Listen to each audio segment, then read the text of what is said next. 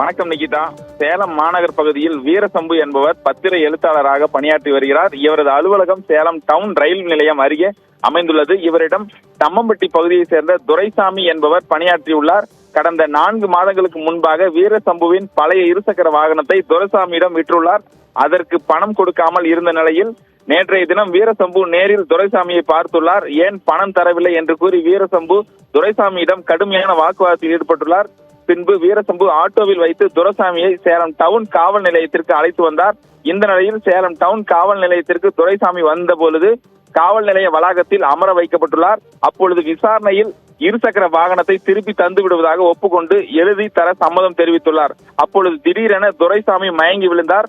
பின்னர் உடனடியாக சேலம் அரசு மருத்துவமனைக்கு அழைத்து செல்லப்பட்டார். அங்கு பரிசோதித்த மருத்துவர்கள் துரைசாமி ஏற்கனவே உயிரிழந்து விட்டதாக தெரிவித்தனர். இந்த நிலையில் சேலம் அரசு மருத்துவமனையில் துரைசாமியின் உடல் பிரேத பரிசோதனை செய்து பிறகு உறவினர்களிடம் ஒப்படைக்கப்பட்டது. மேலும் துரைசாமி உயிரிழப்பு தொடர்பாக சந்தேக மரணம் 174 பிரிவின் கீழ் வழக்கு பதிவு செய்யப்பட்டு விசாரணை நடத்தப்பட்டு வருகிறது. இது தொடர்பாக காவல்துறையினர் தரப்பில் கூறுகையில் திடீரென துரைசாமி மயக்கம் போட்டு விழுந்ததாகவும் பின்னர் அவரை அரசு மருத்துவமனைக்கு அழைத்து சென்ற பொழுது மருத்துவர்கள் ஏற்கனவே இவர் மாரடைப்பு காரணமாக உயிரிழந்து விட்டதாக தகவல் தெரிவித்ததாக தற்பொழுது காவல்துறையினர் தெரிவித்துள்ளனர். விசாரணைக்கு வந்தவர் காவல் நிலையத்திலேயே மயங்கி உயிரிழந்த சம்பவம் சேலத்தில் பெரும் பரபரப்பை ஏற்படுத்தியுள்ளது. நிகிதா.